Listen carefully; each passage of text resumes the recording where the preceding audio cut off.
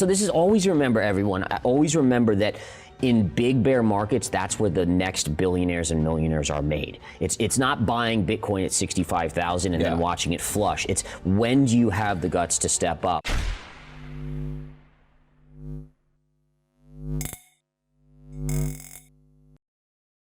Hey guys, welcome back to Library of Wealth. Today we have Gareth Soloway forecasting the crash with Bitcoin, as well as his take on the economy and where we're headed in the next few months. Soloway has seen that inflation is so high now that no one can stop it. He believes that Bitcoin is also headed for a massive dip and can see a coming scenario that is well below his previous prediction of 12 to 13,000. Soloway says there is no good endgame in the market, and in the long term, he does see many economies getting destroyed by what's happening.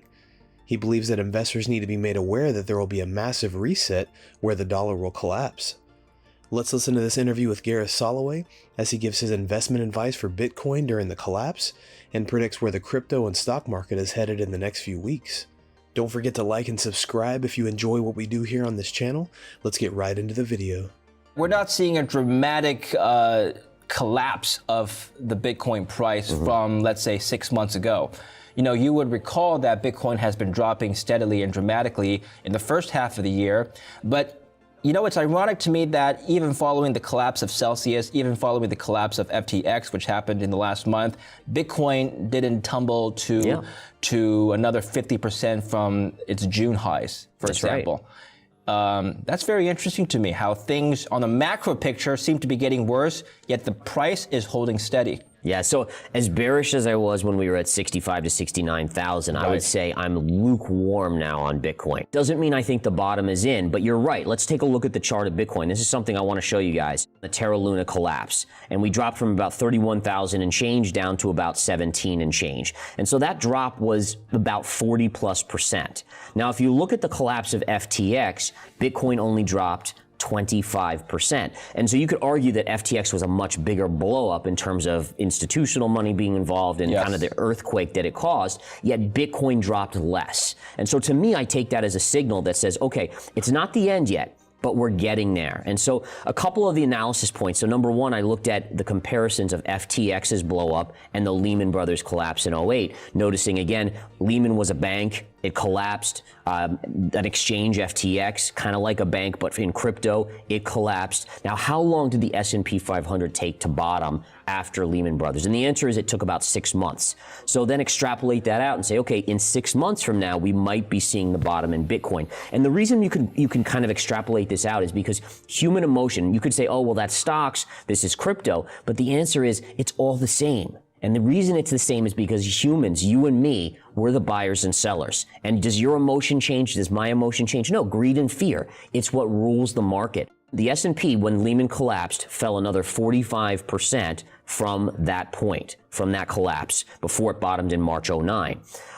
In that case, we should see Bitcoin fall approximately 45% more from approximately that, breakdown level around 18,000 and change. To me, that gives me a target just below 10,000. And keep in mind that max pain is caused when even numbers are broken. You'll see a ton of stops run at 10,000. That could be the bottom when it breaks into the 9,000. Always remember, an investor has 3 factors to them. Number one is personal discipline. So you have to be a disciplined investor. Number 2 is human psychology. And that's this part where charts will match up. History repeats generally, or at least rhymes, because of the human emotion and the human psychology. And the last is understanding how to read that through the charts.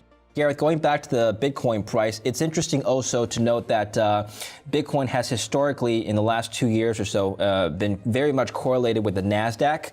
And just in the last 6 months or so, that correlation hasn't been very steady, shall we say. The NASDAQ has continued to fall while Bitcoin has been trading range bound. For the exception of the Luna collapse and the FTX collapse, those were anomalies, right? But more or less, it's been trading range bound. Some analysts have even gone as far as to say that Bitcoin has been correlated to gold. And if you just look at the charts, that does seem to be the case. Now, is that correlation a coincidence, or is there something more underneath the hood? I think Bitcoin is starting to get into that mode of being between the two, right? So this goes with the predictions, right, for 2023, where the NASDAQ and the S&P are going to continue down. But what I'm saying is Bitcoin's going to actually bottom out. and actually start to turn up in 2023. So that means it has to decouple from risk assets. And the key to this is going to be regulation.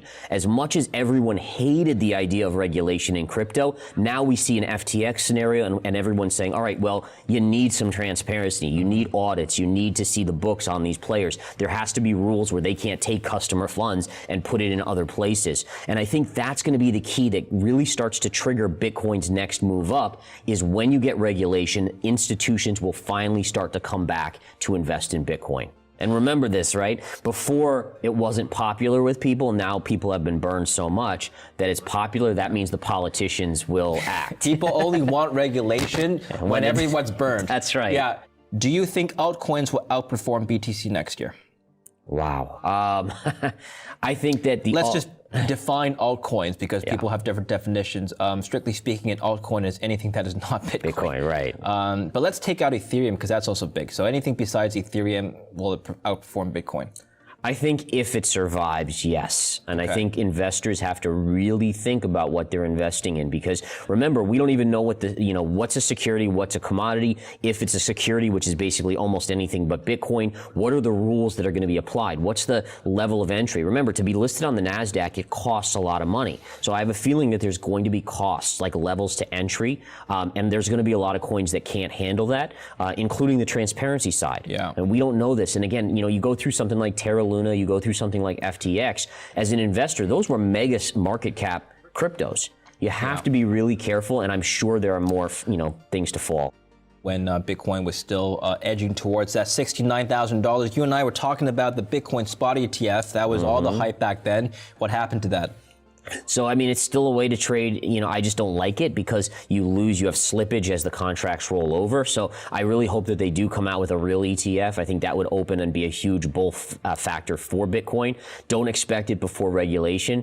But yeah, I think that I still remember that vividly, because we talked about how in 2017, they launched the futures, right? So they launched the futures when Bitcoin was at its all-time highs, and then when Bitcoin was at its all-time highs, they launched the spot ETF, or the ETF. The futures ETF. I wonder if that's going to change anything right now with all these crypto exchanges and firms and collapsing and contagion spreading throughout the sector. If another big exchange collapses, we're probably done. Yeah, I mean, it's possible. It's possible. I don't think that Bitcoin will be done. I think there's inherent need for someone or something to be there that we can invest in, or at least store our money in. But I do think that other cryptocurrencies are going to struggle. Soloway is amazed that Bitcoin hasn't conveyed more strength in the market. This is because Bitcoin usually does the risk minimum at least 2 times when the stock market rallies.